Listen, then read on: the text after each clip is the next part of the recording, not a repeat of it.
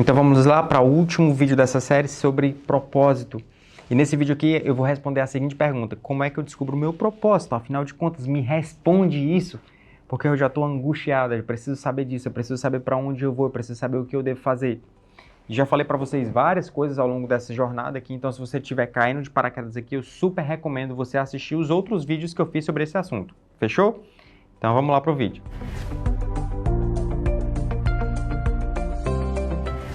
Bom, já expliquei várias coisas para vocês e já falei o passo a passo relacionado com o propósito. Então, a primeira coisa que eu quero que você entenda e que você saiba de uma vez por todas é que o propósito, ele pode ser clarificado a partir do momento em que você começa a entender a estrutura da sua alma. Ou seja, quando você começa a mergulhar na sua mente, porta para dentro, e a partir desse momento você começa a ter a percepção sobre seus dons, talentos, sobre significado das coisas, sobre a sua própria história. E tudo isso faz parte de uma jornada que eu expliquei para vocês no vídeo anterior, chamada de programação do pensar.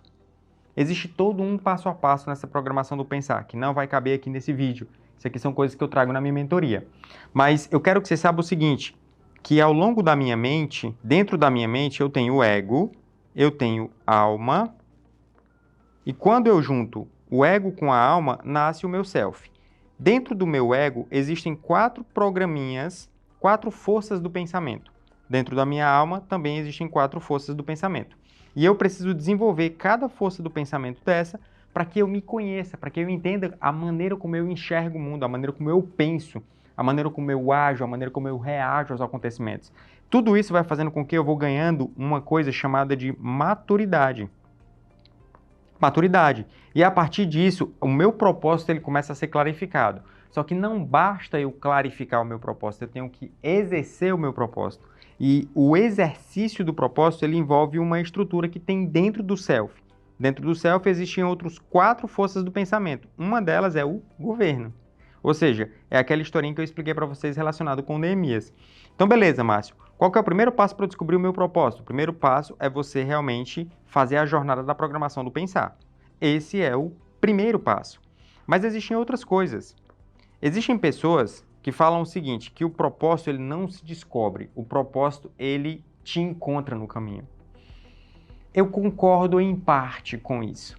Porque se eu pegar a palavra propósito e eu for estudar a origem da palavra propósito, eu vou encontrar 2 origens, 2 raízes, uma raiz grega e uma raiz latina. E isso aí vai me trazer 2 significados.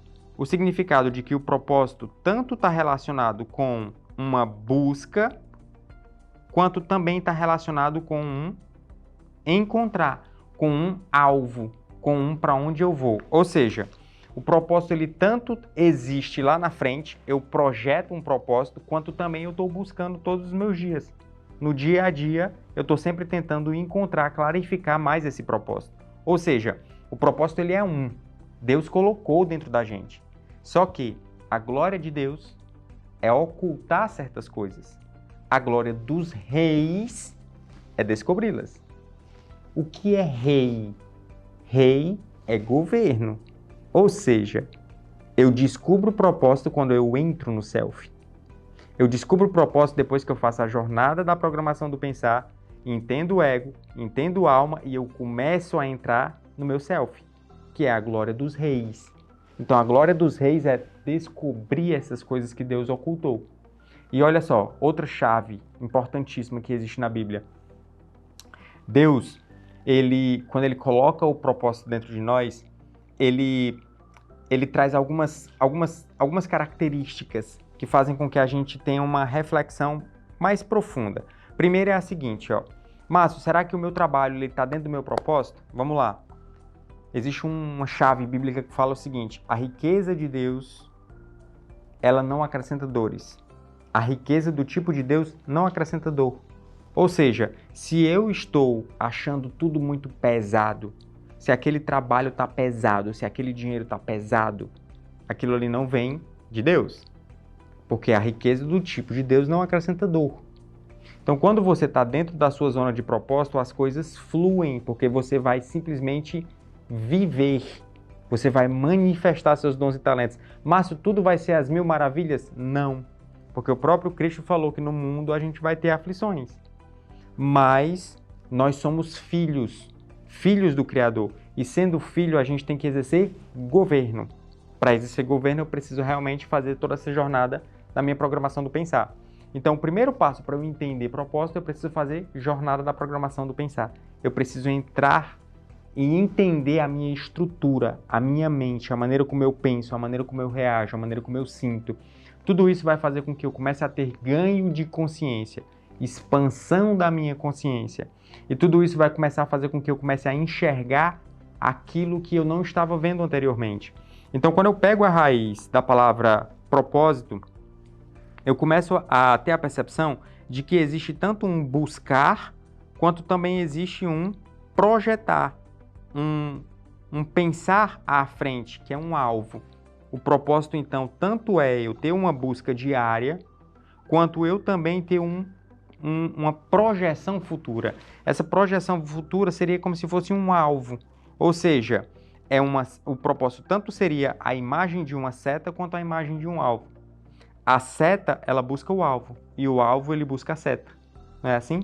Só que essa seta aqui, ela pode começar a se desviar, ela pode começar a vir para esse lado, ela pode começar a vir para esse lado e começar a se afastar do meu alvo.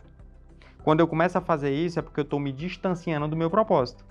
Márcio, Deus, quando ele coloca o propósito na nossa vida e ele começa a determinar, tipo, a história da nossa vida e tudo, quer dizer que eu perdi o livre-arbítrio? Não, você não perdeu o livre-arbítrio. É a mesma coisa de você entrar dentro de um avião. Você entra dentro de um avião, esse avião ele tem um destino. Ele está projetado para pousar em um local. E você, ao invés de continuar dentro desse avião para ir para o local, você vai lá e pula de paraquedas. Simples assim. Ou seja, o livre-arbítrio está entre você obedecer ou não obedecer. O livre-arbítrio ele está entre você continuar seguindo a rota daquela seta em direção ao alvo, ou você simplesmente se desviar. Quando eu me desvio dessa rota, eu posso voltar? Posso. É igual a um GPS. Sabe quando a gente está dentro de um carro e aí você erra o caminho, aí o GPS coloca assim, recalculando a rota. Ele volta a fazer uma rota para que você atinja o alvo novamente. Então a gente sempre vai ter a perspectiva de voltar.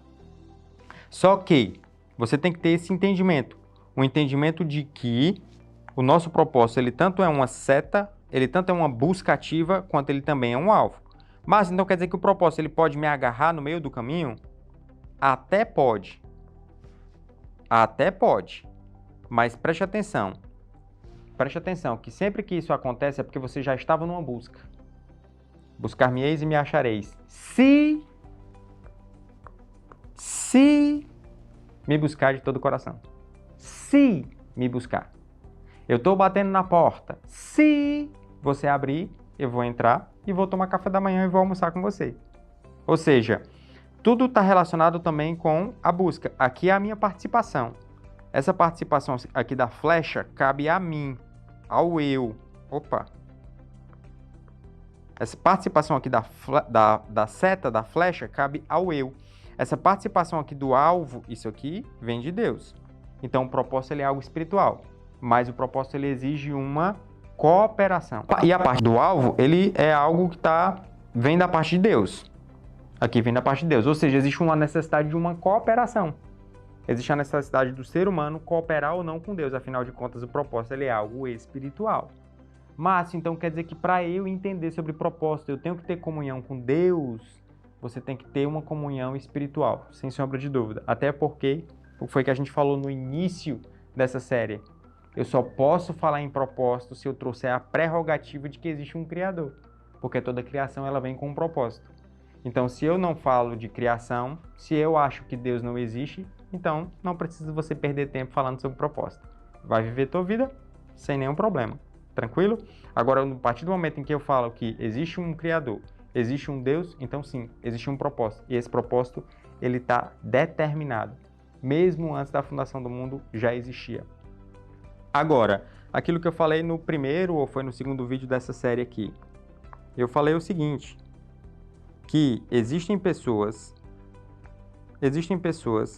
que estão dentro do propósito e existem pessoas que não estão dentro do propósito. Existem pessoas que estão aqui, fluindo. Existem pessoas que estão aqui. Adivinha, se eu estiver aqui, eu vou encontrar felicidade? O que é que você acha? Uma felicidade genuína e verdadeira e plena, que preenche, ou seja, é uma paz, a paz que excede todo o entendimento. Você acha que é possível de sentir aqui? Não, não é possível.